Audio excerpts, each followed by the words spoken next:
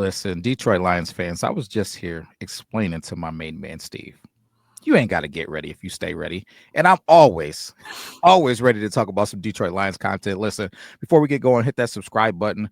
We got this member thing going on. We're trying to get to 100 members. And when we do, it's going to get crazy. The giveaway is going to be crazy. So listen, hit that subscribe button, become a member.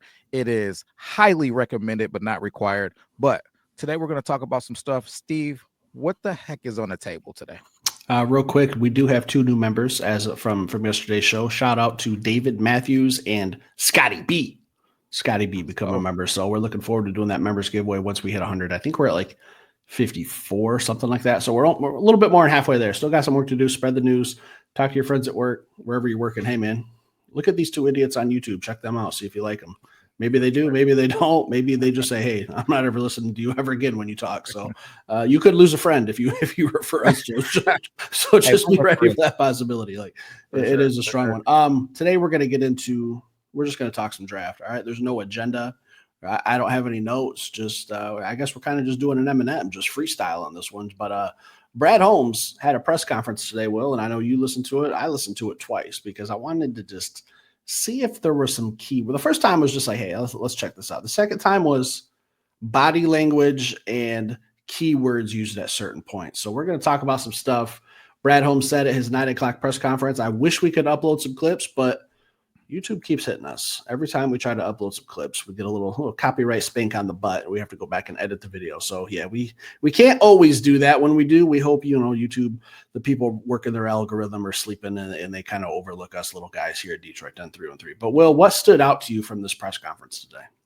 A whole lot. A whole lot stood out. But the first thing that I'll say, actually, I'll just give one because I don't want to step on your toes, because I would venture to say we're going to have some similar things that we ran into, even though we haven't talked about it yet. The first thing that stood out to me is need, and how it is. It seems like Brad hates the word need. You know what I mean? You could tell he was getting a little bit cringy, and he had a kind of a lot on his mind, even though he didn't address it. He addressed it like a gentleman. But you could tell them wheels were turning in his mind as he was kind of giggling and rolling his eyes a little bit when he talked about what do the Detroit Lions need.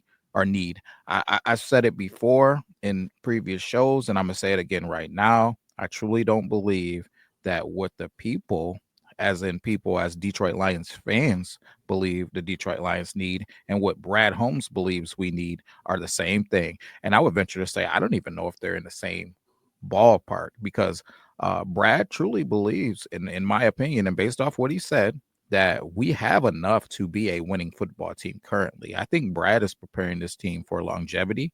I think he's trying to get younger. I think he's trying to get more prepared, like he says all the time, for November, December, January, and February. February being the Super Bowl, Steve, where we all want to be. So I think that's his mindset, and that's one of the biggest things that I heard today. Brad don't care about need or what people think that we need. He wants to get good football players on this team. We'll address needs as we need to throughout the season if it comes to that. So, Steve, am I on par with that? And then after that, what did you see that stuck out? I just think I've really been trying to put myself into a mindset of thinking outside of the box, because my mindset since January has been trench warfare. In the last couple of days, I've kind of said, hey, Steve, you're in an office talking Detroit Lions football. All right. Brad Holmes is in front of the media talking Detroit Lions football. He's the guy pulling the trigger. He's got way more knowledge in his pinky finger than I ever will when it comes to the NFL. And I understand that. So I started to think, what would be just an absolute curveball if I've been thinking trenches, mainly defensive line? What would that curveball look like? Like you said, like we all think we know what he's going to do. We all want him to do the same thing. Doesn't mean he's going to do it. So I'm prepared for pretty much anything and especially in the first round. Will, like, what's really? I've been trying to think like what's going to shock me at pick 28, or if he trades up and he does something, like what's going to shock me. And I don't know what that is yet, and I probably won't know until it happens. I'm thinking, is it a player we've casually just kind of glossed over and didn't really do a full dive into because he's so far out of our range? Is it a player that we might see for 2 years? Is it a potential Jared Goff replacement? Like, I don't know what's going to surprise me, and I don't think he really gave me any clues in this press conference. So my mind is kind of in a pretzel today. That's what Brad Holmes did to me. He just twisted my mind up because, like I said, I watched it twice, sat back, I tried to look for some body language, and I don't ever want to play poker with Brad Holmes. He'd take all my money, Will. I could not get a read on him. And last year, I had a read on him, Will. I had a read on Brad Holmes. I knew exactly what was going on. This year, it's 7 days till the draft, and I'm just trying to contemplate like what's going to happen because I have no idea. Well, listen, you didn't know what was going on last year, I but had I had it down to I had it down to at least it's going to be someone from this school, and there yeah, was you some were guy.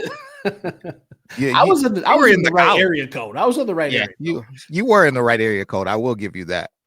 But I will say with Brad today, it was just more of the same for me. So I'm not any more scrambled than I have been already. But I do feel like people need to come on over to my side of the world and start, thinking about the fact of it's not it doesn't have to be an edge. And that doesn't mean that it doesn't have to be an edge. And Steve, I think that we should roll this kind of subject into a show. So I'm not going to give too much sauce on it, but in my mind, I have a pool of players that Brad could be after, not just a position, if that makes sense. And it's been like that the whole time. There's a pool of players that I feel like that Brad could be interested in at pick 28. And I've been saying it the whole time, all the way up to pick 18. So that's my range, 18 to 28. I think there's a pool of guys that fit the Detroit Lions. I think there's a pool of guys that Brad probably likes. And that's what we're dealing with here. So we'll get a little bit more into that. But I think we need to wrap our mind around the fact of, if you really think about that, what I'm saying right now, it doesn't necessarily mean edge. It doesn't necessarily mean defensive tackle. And I'll just leave it there when it comes to that. But another thing that stood out to me, Steve, was the comments that he made about Za'Darius Smith. Za'Darius Smith being at the Pistons game, still being in town. One of the reporters posed the question, hey, are you still in contact with Za'Darius Smith? He said he is not in contact with Za'Darius Smith, but he did say this little nugget. I kind of left it to his agent and left it to those guys to kind of figure out what they want to do with this. So that told me in my mind that there was an offer in place. He told him, hey, this is what I could do. And hey, if you feel like you can go get more, then so be it. But this is all I have to offer you. Would love to have you back. I know you want to be here, but trying to run a business here, Steve, trying to run a business. So I think there's a reason why he hasn't signed. I think there's some gamesmanship going on as far as this draft goes, because Za'Darius Smith can go get a job at any point. He's not going to have a problem getting signed to one of these 32 NFL teams. So I think he's playing the game. He's trying to figure out, hey, do I really want to go back to these Detroit Lions? What other offers are out there? Hey, if they don't get an edge in this draft, or they don't get somebody who is going to be able to impact this coming season and it's more developmental type of situation, hey, maybe they raise that price a little bit. So I don't know. How do you feel about Za'Darius Smith comments? You think that Brad is still interested in Za'Darius? I think he's interested. I think you're right. I think there's a deal in place. I don't know if there's an expiration date on that deal. I don't know if he says, hey, you got until 1 hour before the draft, and I need to know, because I think it could shift a draft strategy. I think he's that caliber of player where maybe we go in needing an edge, and then maybe he signs and it's all right, and I no longer need an edge. Now I can go in the first round, and maybe I get ultra aggressive and I just trade up and I go beef up this. I keep saying defense because that's what I want, but maybe he goes and he targets a guy. And let me back up just real quick. When you mentioned your pool being from 18 to 28, we've seen that pool go from 32 to 12. He's moved up 20 spots before. So let's just try to stay at pick 12 and beyond. Maybe that's the pool that Brad Holmes likes to swim in because he swam in it before. The water feels real nice. He really likes how it feels on his butt. What if it's a guy like Mason Graham? All right. What if Mason Graham falls to pick 9 or something crazy? And I don't think it's going to happen, but if you resign as Za'Darius Smith, does he get a little bit more aggressive in the draft and really target his one guy that he really, really likes? What if there's just that one guy that's just head and shoulders above everyone else? And well, I've got my edge. I've got I got my whole starting defense plus my second string. Maybe I go out and I just do something absolutely wild and I draft the best defensive tackle in this draft if he happens to fall. I think that Za'Darius Smith would provide a great luxury. I think we'd have to just really kind of decide when that's going to happen. I would prefer that it happens before the draft. I don't want to see anything happen after the draft. I don't know. That's just my personal feelings. But let's say he signed right now while we're talking. Do you think that it changes anything going into the draft next week, and how extreme of a change would it be? With Brad Holmes, I don't think it changes anything, to be honest, because I think it's that pool of players. And I will say, listen, Mason Graham ain't sliding past the top 5. He's not sliding. But okay, let's throw out Michael Williams. I don't want to throw out anybody because, like I said, this is something that we're going to end up talking about. But yeah, there's some dudes. I'll say that there's some dudes. So I 100% agree. You know, he could easily maneuver this thing if one of his guys in his pool is there from anywhere. I did from 18 to pick 20 because I think I can't remember what the exact number is. It might be 16, but that price on that chart goes up a little bit once you get a little bit closer to the top 15 picks. So that 18 to 28 where we already select anyways, I think that's a good window to where there's be some guys in there. And I think it can get interesting when we have that conversation. So another reason why I don't want to talk about it quite yet is this. I want to challenge our subscribers and people that are just tuning in. Who do you think his pool of players are? Because I think we really need to think about that. And I think once you start doing that, because there's something on this little board over here, my football dry erase board. I got my little Will Ford basement big board guys up there, but who I think is his pool of players. But when you start breaking down who his pool of players could be, it gets interesting, man. It gets interesting and things change. Once I did that, things really changed in my mind of my outlook of this draft because I just want to see. So put it in the comments. Who do you think that pool of players is for Brad Holmes? It could be, hey, if you got 25 guys that you think are in that pool, so be it. If you got 2 guys that you think are in it, so be it. But I just want to kind of see where everybody's mindset is on that pool. And then when do you get that pool of players? Hey, are they guys that you're just going to draft at pick 28? Are those guys that you're going to move up for? Are those guys that you're going to move back for? Because here's the sauce for me, Steve. When I heard what Brad Holmes said today, I heard him say pools of players and talent level. So are you a guy that's an elite guy that I need to go get? Or can I get a guy of similar talent and go get more assets? I think that's the bottom line here. Can he listen? How much difference is there between a Donovan Izaraku and a Mike Green? You know what I mean? What's the difference? What's the difference between a Izaraku and Josiah Stewart? You know what I mean? So, hey, is this going to be a situation where if you get to a certain cluster of people, Brad's like, hey, listen, I'd rather get an extra 3rd round pick, an extra 2nd round pick, or I'd rather be able to move up from pick 60 and get another pick that I feel like is in that 2nd tier pool of players. When you think about it like that, things start to get interesting. And I think I start to get less crazy. I start to get less crazy. I wouldn't quite go that far. Well, I wouldn't swim out that deep into the water to say you're not going crazy. But yeah, you're stroking something. I don't know what it is. PG. I'll say this. I've already had this idea in my head, and maybe if we get enough likes, if people like the idea, maybe we do our bucket of players. Like I think I have 5 guys, and or bucket pool, different term, same thing. My pool of players is probably 5. Now, I don't want to spin that show into a mock draft show or anything like that, but I would like to talk about the 5 players that I think Brad Holmes has his eyes on in the 1st round. And I'm curious to see who goes ahead, who's right there at 28, or if maybe all 5 are there, or maybe 4. Does he trade back to pick 36, just throwing out a number and say, hey, I got a pretty good chance of getting at least one of my guys in my pool. So maybe we do a show on that. Maybe we do your pool, my pool, and kind of see without spinning it into a mock draft, because I know we're going to do another one next week right before. But Brad also said something, and this is making me think that Brad Holmes watches Detroit 10-3-1-3. Okay. I'm just pretty convinced that he at least tunes in maybe on just Tuesdays and Thursdays, which is fine. Because today's Thursday. So thanks for watching, Brad. Hit that like button, subscribe if you're not already.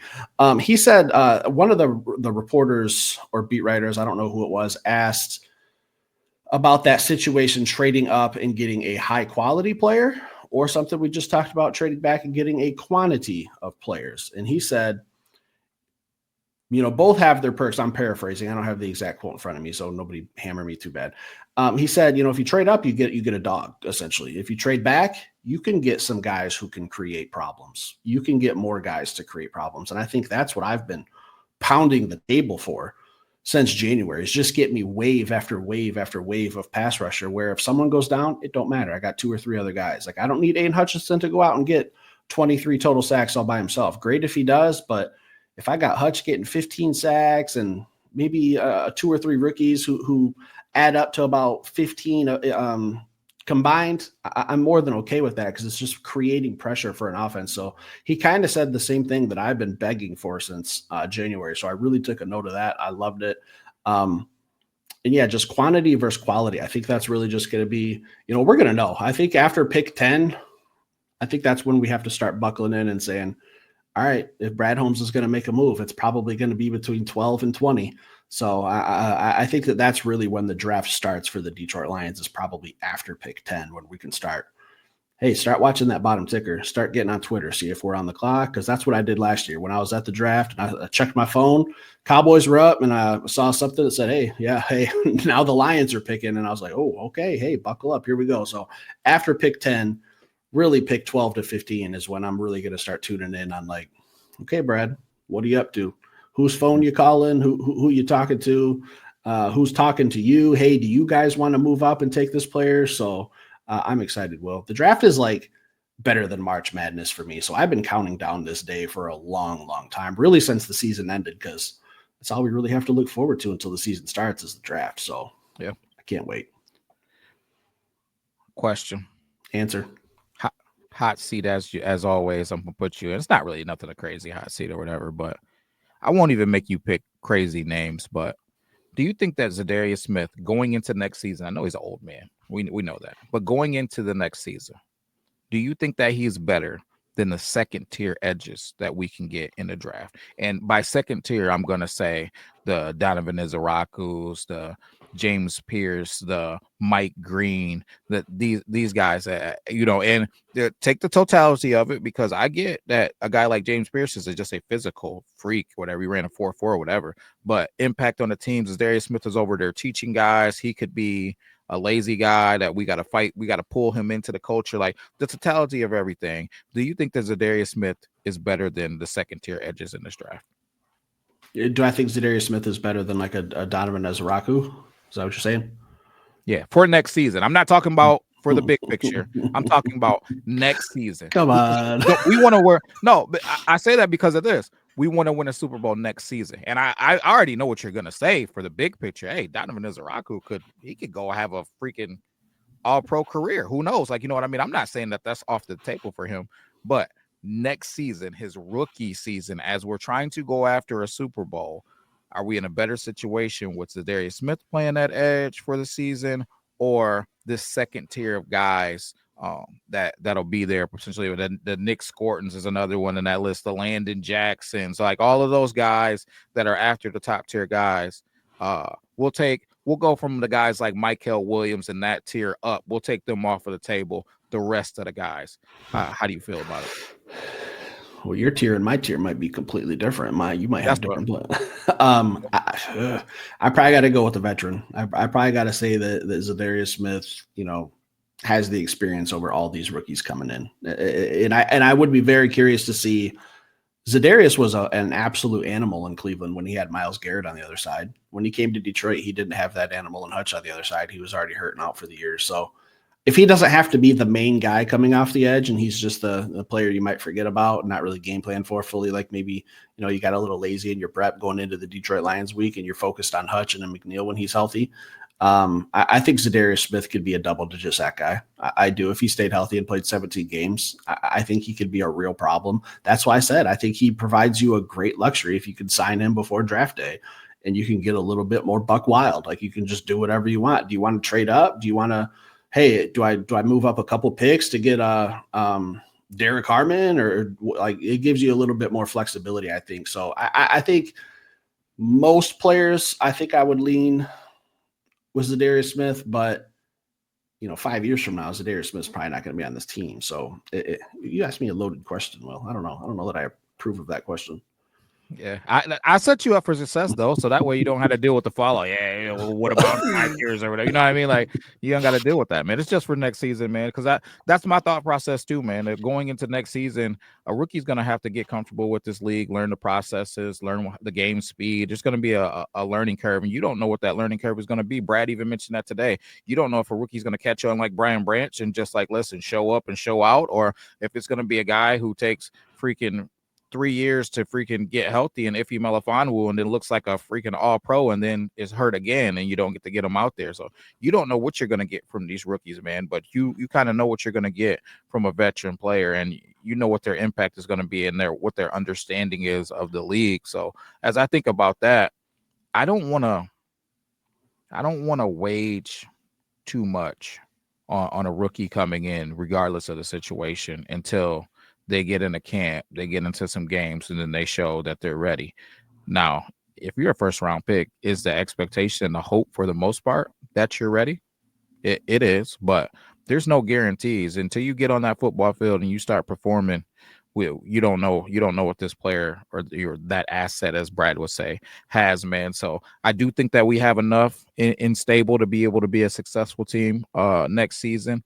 I'll say it again. People are hammering this defense, but I like guys like Levi Onwuzurike. I like guys like Mekhi Wingo when he gets back. Obviously, I love guys like Aleem McNeil and Aiden Hutchinson. Those are dogs. DJ Reader, dogs. And then, I go through all the defense all the time, but we already have depth there. I'll say it again in the picking up of Roy Lopez, the Grant Stewarts, Alquin Muhammad's, the Pat O'Connors. Like we have guys even as depth pieces all over this defense. I'm just interested, man, to see what players fall where, and it could literally be anybody in this draft that Brad takes. Well, I didn't know if I wanted to go this road, but do you want to talk about the information you gave me yesterday, Will, or do you want to save it?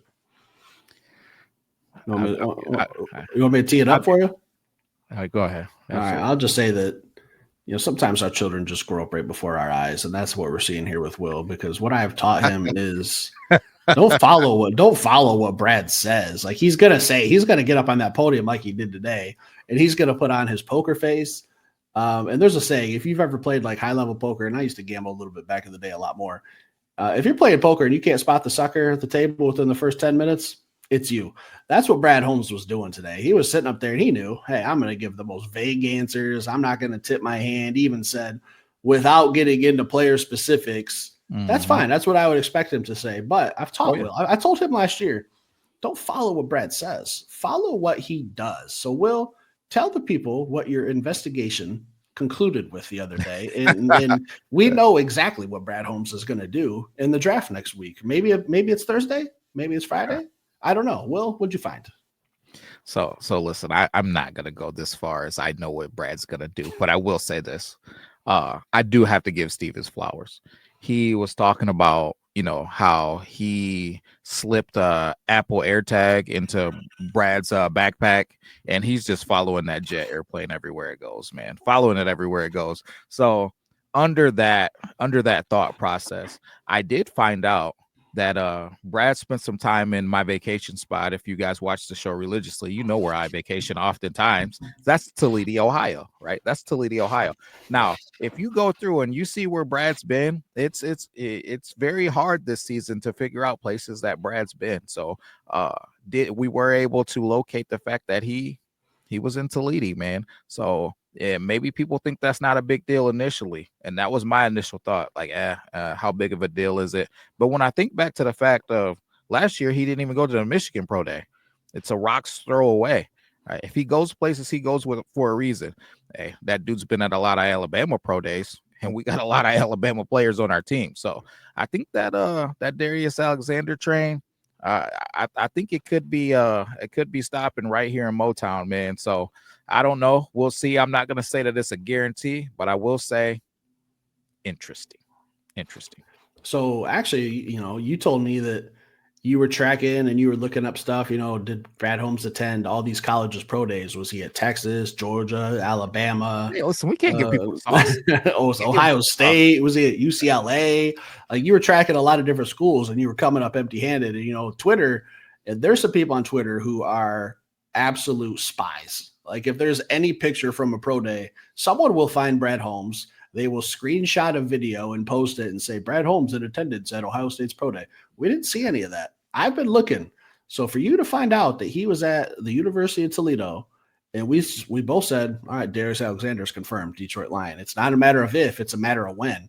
I think it's all but done. I don't think he would want to get a bird's eye view himself without having some high interest. And like I said, I did the same thing last year when I found out he was at Alabama, and Alabama had their pro day the same exact day as the Michigan Wolverines. I said, that says something. That speaks volumes that he didn't want to take a 20-minute car ride to go to Ann Arbor. He flew with a private jet. Sheila probably piloted that bad boy herself and landed him down there in Alabama, and he went to that pro day instead of Michigan's. I said, it's going to be an Alabama player. And I thought it was going to be Kool-Aid McKinstry. I thought maybe it's going to be him. I can't remember who else was in the draft from Alabama last year, but I knew it was going to be someone from Alabama. So for Brad Holmes to go to Toledo, and I'm going to say this, the spaghetti warehouse is not that good. So don't tell me that he just went to dinner to get a little pasta and then go check out some football. He was down there scouting out Darius Alexander. There's no doubt in my mind. So Brad, we're tracking you. Don't look in your suitcase. There's going to be a little white tag in there. That's mine. I'm tracking to see exactly what you're doing, when and where and how long you're there, because I need answers before next Thursday. So I think it's all but confirmed. Darius Alexander, Detroit Lion. Listen, I'm not, like I said, I'm not gonna go that far, but I will say, and I hate even saying it, but now that you've said it, I will come out and give a little bit of sauce. I do think that there's a strong chance that he's one of the players that ends up a Lion, but we've done it every year, so I want to hold off. We've done it every year. We've did 2 players, and I want to get to it this year at some point. 2 players. I gotta have one or the other in this year's draft. I don't know exactly who my 2 players are that it'll be in between yet, but start thinking about that because that's coming down the road. We got to keep doing that. And also, he wore number 9 at the University of Toledo, and Jameson Williams just gave up number 9 to switch to 1. So it's all but done, Will. It's just a matter of it's just a formality that they have to submit the draft card. That's all. Is that why J-Mo finally switched? Yeah. Brad Holmes went to him and said, hey, man, I could draft Darius Alexander, but he's made some requirements. He's going to need number 9. So J-Mo switched to 1. 9's open. Darius Alexander, jersey 9, Toledo. Like you don't go to Toledo. Like you vacation there for whatever reason. It's an absolute shithole. I'm from there. I can say it. You don't go to Toledo unless you have business to take care of. Okay. Unless you're hitting the tables at Hollywood Casino, which he could just do at Greektown in Detroit. So that doesn't make any sense. The food's not that good. The shopping's not that good. He went down there to get eyes on Darius Alexander. I think you're right. I don't think you're wrong. I hope he took the jet because that's a bumpy ride down 75, especially when you get down toward where we live. That road's just beat to shit. So hopefully he flew and didn't drive. I don't want him denting up that Cadillac. Get me out of here. Anything else tonight? That's all, man. Put it in the comments. Who do you guys think's in that pool of players, and who you beating your chest for the Detroit Lions, and get ready for this next show we got coming up when we talk about that pool. Stick around, hit that like button. Back later with another show. Peace.